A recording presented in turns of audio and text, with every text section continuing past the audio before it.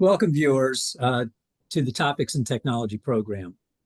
In this edition, we'll talk about design roles in tech, what it takes to get in and grow in this role. I want to welcome our guest helping us with this discussion, Annie Bartholomew. Welcome, Annie.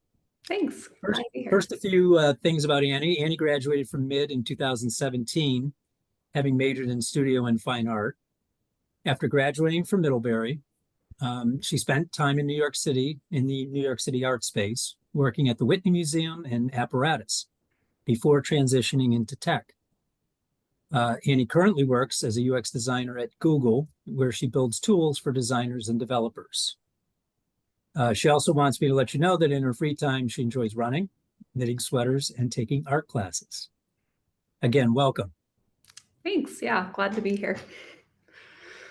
So Annie, why don't we just start simply with you telling us, as an interaction designer at Google, what do you do?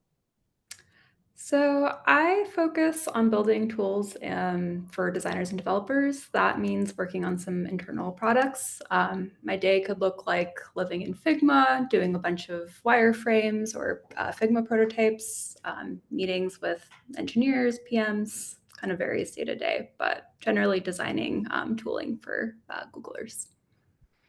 Okay. Um, so let's spend a little bit of time, if you will, just talking about the process elements of the role. Um, Research, you mentioned wireframing, talk a little bit about that. And then obviously as you get to the the tools that you're producing. So just walk us through those elements, if you would.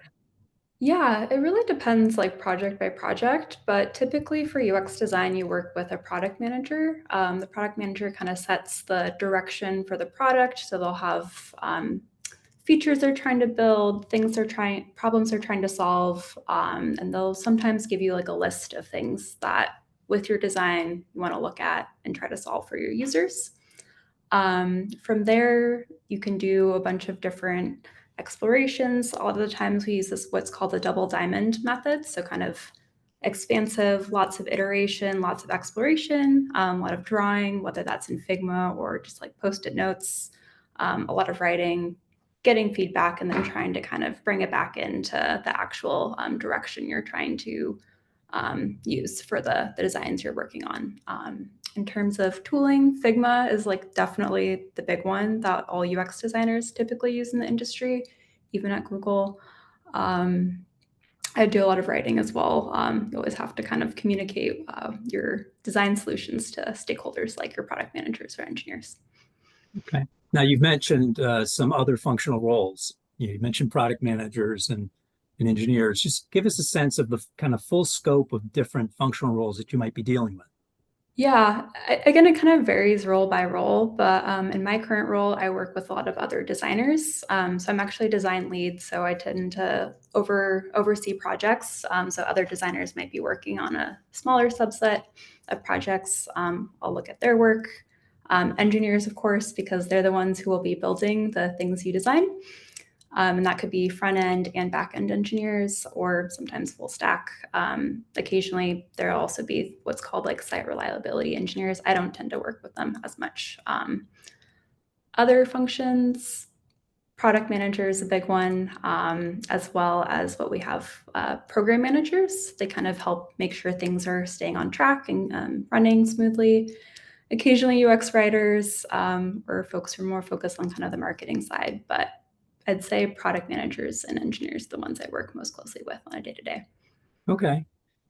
Before I kind of burrow further in on the design front, we'll just freeze frame here. You've mentioned a number of different roles, and I'm just curious your perspective, knowing what you know about Middlebury, which of those roles, maybe all of those roles, would you say are appropriate for mid kids to be thinking about as possibilities? I'd say any of them. A lot of bigger companies like Google for product managers, I know sometimes it feels like you need to get an MBA or have a lot of experience, but a lot of times they'll have early career programs for those kinds of roles. Program managers, if you're really into keeping things organized, having a lot of spreadsheets, if you're really into planning and kind of seeing the big picture, and keeping folks on track, which is definitely a skill. That's another option. If you're more on the building side, and really interested in computer science or programming or web development, I'd say engineering is a good fit.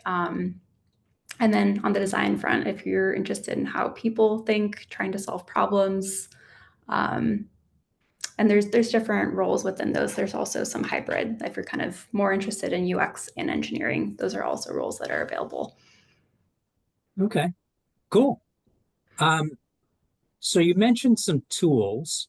I'm just curious, were you familiar with those tools, having done your academic work at Middlebury? I don't think Figma was really, I don't know when it started exactly. I wasn't familiar with it when I was in school. I became familiar with it maybe a year before I started at Google, and not in like a very deep understanding, but just sort of vague awareness, and have played around with it a little bit. When I was at Middlebury, I think Adobe products were kind of the design products most used, but I, again, wasn't like a huge user of those either. So you don't need to know everything before you jump into a career. I mean, it sounds like what's important is that you can learn new tools. Yeah, Um, definitely. but you would say, based on your experience, if someone were seriously interested in design, then maybe they should familiarize themselves with Figma a little bit. Yeah, I think Figma, and also just in the design space today, like things are changing really quickly with things like AI. So again, just like having curiosity and like what's available, I think is just a good mindset to be in. Well, I'm glad you mentioned it. So why don't we stay with that? Things are changing, right? Just talk a little bit about how things are changing and what the implication is. What does that mean for practitioners? Yeah, I think I'm not an AI expert. I don't focus so much on AI in my day-to-day job, but I'd say industry-wide, designers are kind of noticing a change in how people are going from uh, idea to execution. Previously, it was designers kind of work in a corner, maybe getting some feedback from engineers, other stakeholders, rinse, repeat, and then the end, the engineer builds it. Now with AI, there's things like, I don't know, vibe coding, where you're kind of creating actual working prototypes using AI. So things are changing. I'm not totally sure what the next new tool will be, but I think just keeping an eye on what's available and what's makes the most sense for your day to day. Okay. Now, you also mentioned that there are actually a number of different design roles, at least by title. Mhm. Uh, there's certainly product design, interaction designer, UX design. Could you just comment a little bit about what the differences are in those roles? Yeah, I'd say there's a lot of blurriness over all of those. So my role is to technically interaction designer. I do a lot of product design in that I am defining a lot of the ways our product is evolving for our users, which typically is a little bit more product management. So a product designer might have a little bit more say in and things that are typically classified under product management. Interaction design is maybe a little bit more focused on sort of the visual, the interaction, the very specific like gestures, hovering, other states that you might associate with interacting with the UI. Mhm. Versus a UX designer might be more about the whole experience. So kind of how you move from A to B when you're moving through an interface. Okay. All right. So some subtleties, but there are some discrete focus differences in those particular roles.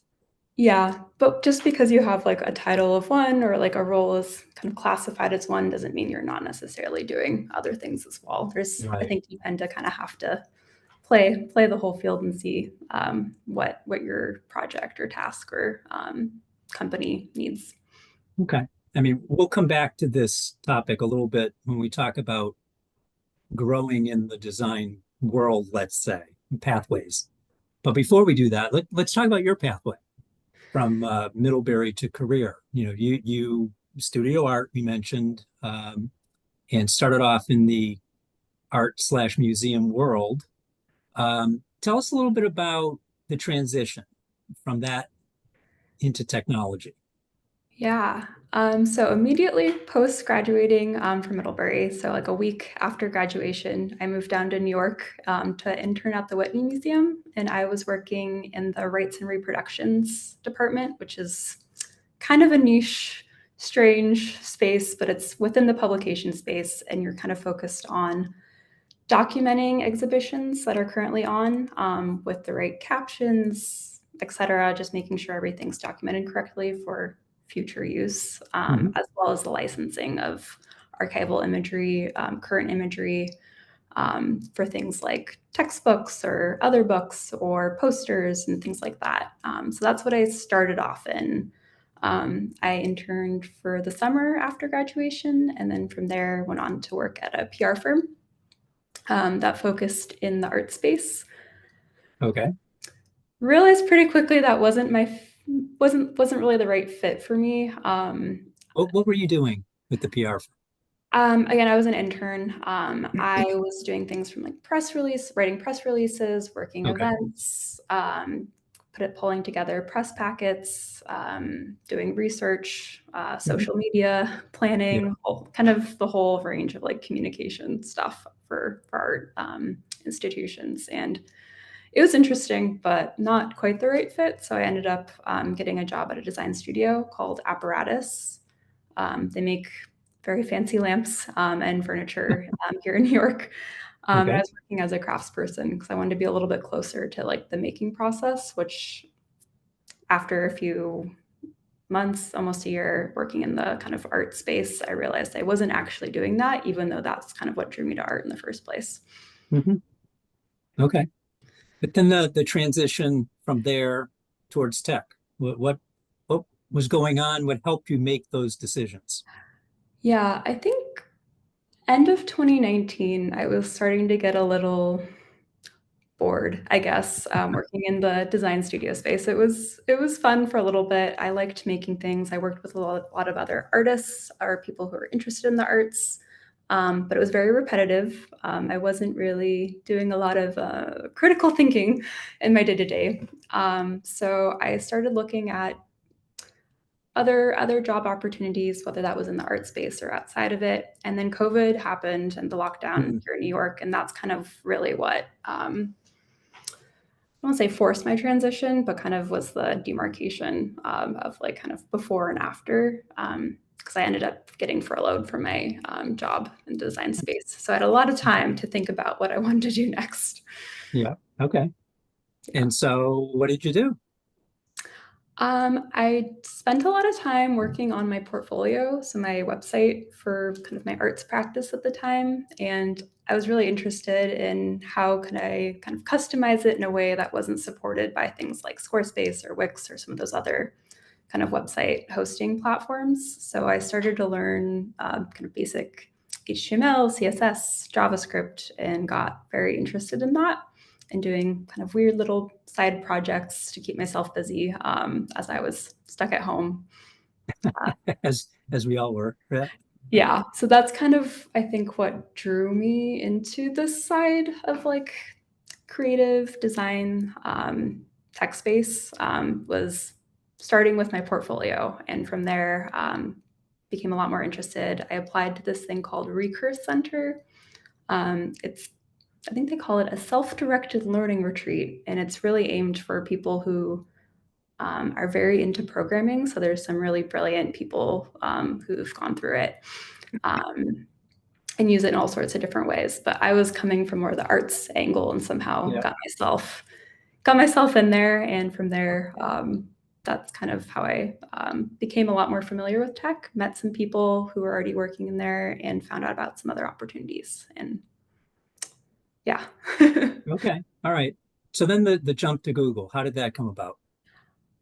So after Recurse Center, that was like a 12-week kind of, again, everything at home because of Mhm. COVID. I was applying to jobs. They had connected me to some recruiters. Applying, I was actually interviewing for some software engineering roles. Oh, And wow. at the same time, I found out about this fellowship program at Google. It was called the Rare Creative Fellowship. Oh, okay. applied to that, didn't hear back for a couple months. I was kind of in end stage interviews with a different company, and then I found out they interviewed me, and within about, I think it was like a week or two, I got the fellowship. So that was my entry. So that was your entry point. All Yeah. right. When you think back in terms of, obviously that pathway, but where you are today, how would you say that mid prepared you for this? I think my time in studio art classes actually were really helpful. Being able to talk about your work and defend it or critique it, or critique others' work, I think is a really good skill for UX designers to have.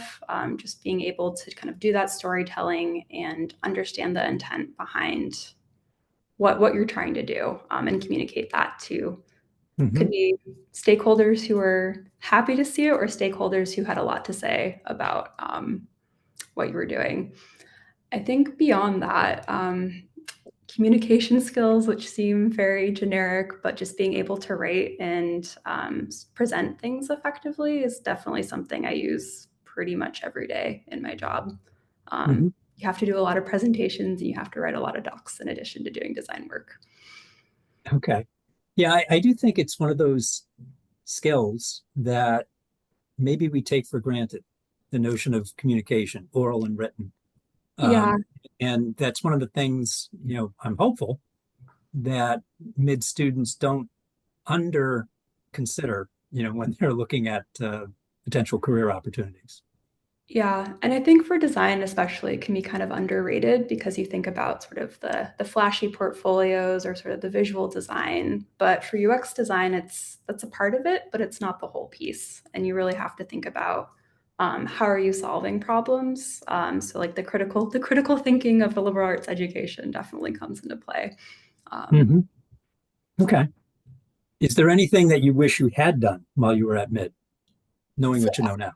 yeah, so I didn't take any computer science classes when I was at mid, which I think are just generally helpful to have like an understanding of how like the basic principles for computers and computer science work because we interact with them every day.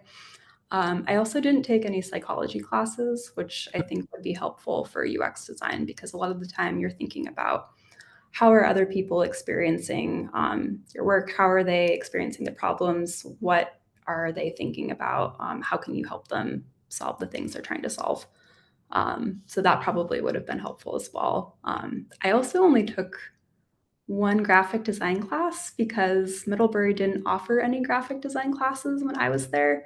So I studied abroad and took a class Mhm. then, but some more foundational design, I think would have been helpful for sure. Okay. All Yeah. right. So let's talk a little bit then, for students who are interested in maybe in UX design. What sort of advice would you give them? I think getting started with like creating your own projects as early as possible. It doesn't need to be, solving something huge. It could just be like kind of your own little personal side project, but like Mhm. communicating your work to others is like a really big skill. And I think it takes time to develop like a portfolio that is doing that effectively. So the earlier you start, the more time you have later when you're starting to do job searches or intern searches and all of that. I think also just like maintaining a sense of curiosity and like not taking things at face value. Like there's always things you can change about how you interact with the world, whether that's within, UI or just day-to-day life. And I think that kind of mindset is something that's really useful for UX design as well. And also just like if you're interested in UX design, some foundational design skills. So like understanding what makes good design versus bad design, kind of hierarchy, typography, all that kind of stuff is definitely useful for sure. How much of that knowledge is something that you really need to take from a design curriculum versus things that you can kind of learn on your own? I don't think you need to like formally study that. I definitely didn't have a very formal Yeah. education, so it's not required. I think it just helps you get there sooner. It took me a few years to kind of figure out that I was interested in UX design, and also probably a year to kind of get myself skilled up in the way that like would have been needed for like getting started. So whether that's like using Figma and just sort of a familiarity with what is UI, what is a component, those kinds of basic Mhm. things. Um, but you definitely don't need it if you change your mind later or you didn't study that and realize the end of your 4 years, it's okay. Yeah. Yeah. Now, one thing that you frequently hear, at least I do, um, people referring to design thinking methods. How important do you think a kind of structured design thinking education is versus just understanding what the concepts are? I think design thinking is something that's thrown around a lot without having a lot of like explanation on what that Yeah, what actually. does that mean?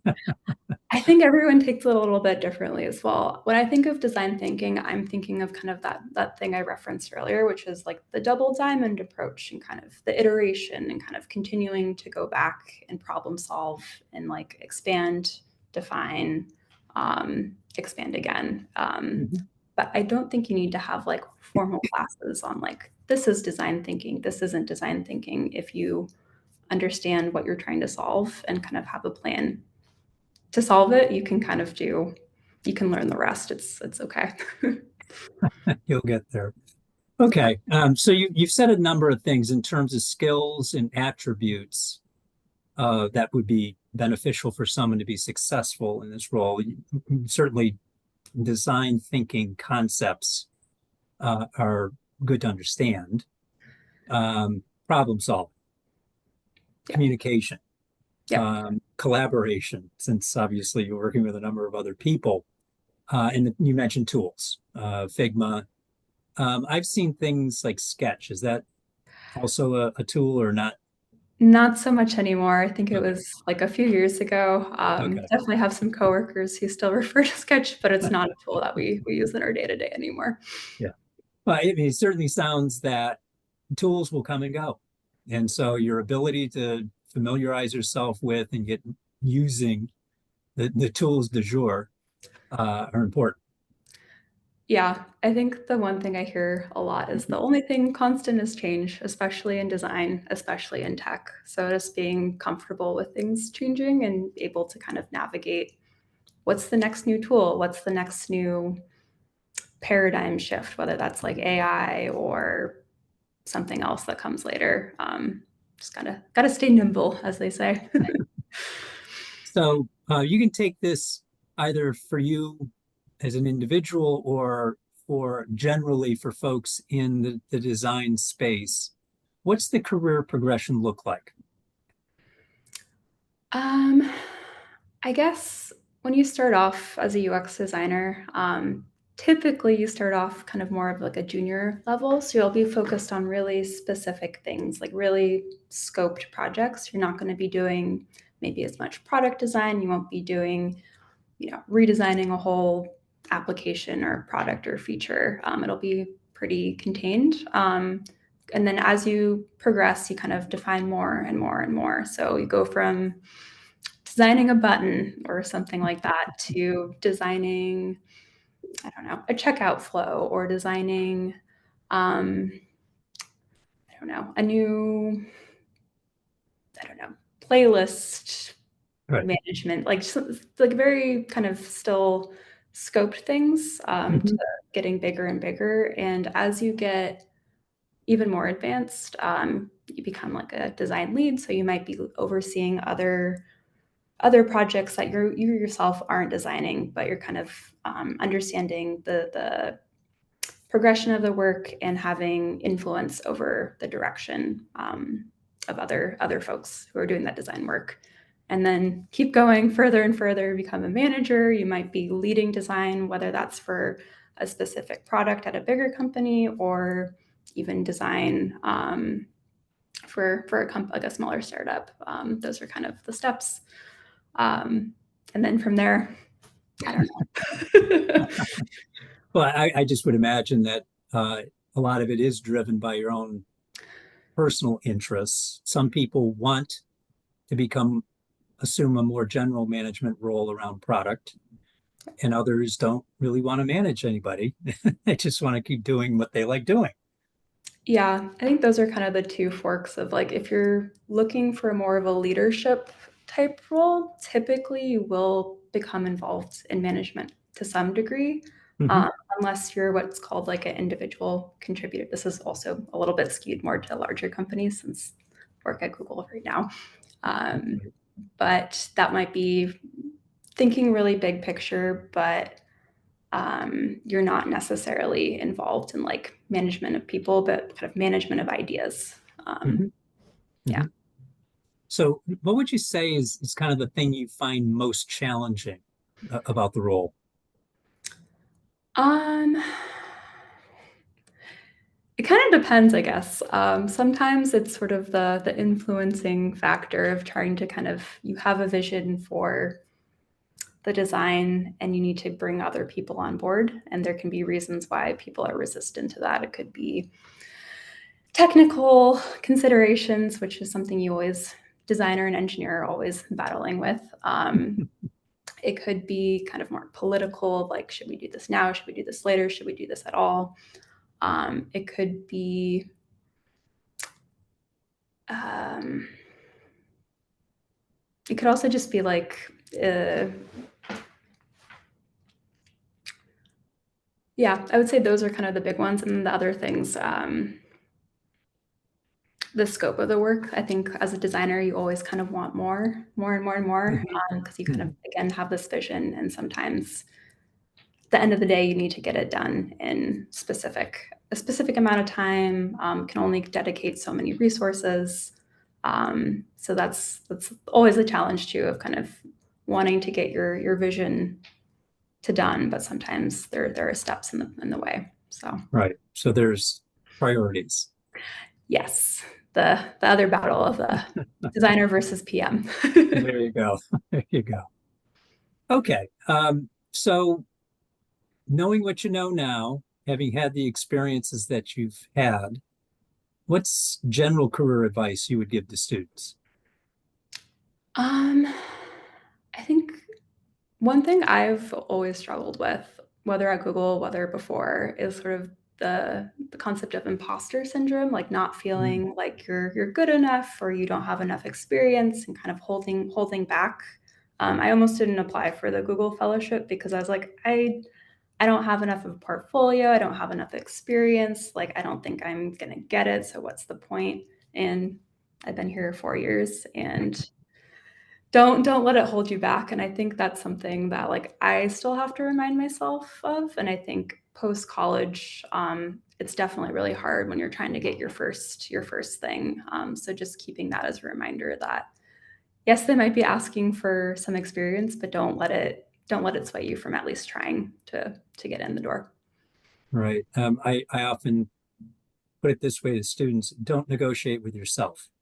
So Yeah, don't take yourself out of the running because you don't think you're worthy. If you really want to stretch and go for it, be realistic, but if you want to go for it, go for it. Don't choose not to, by negotiating with yourself. yeah, Okay. yeah, exactly. All right. Well, I appreciate you taking the time to share your experiences and thoughts. Yeah, of course. Happy to share what I can. Hopefully, it was Okay. helpful. All right. Cool.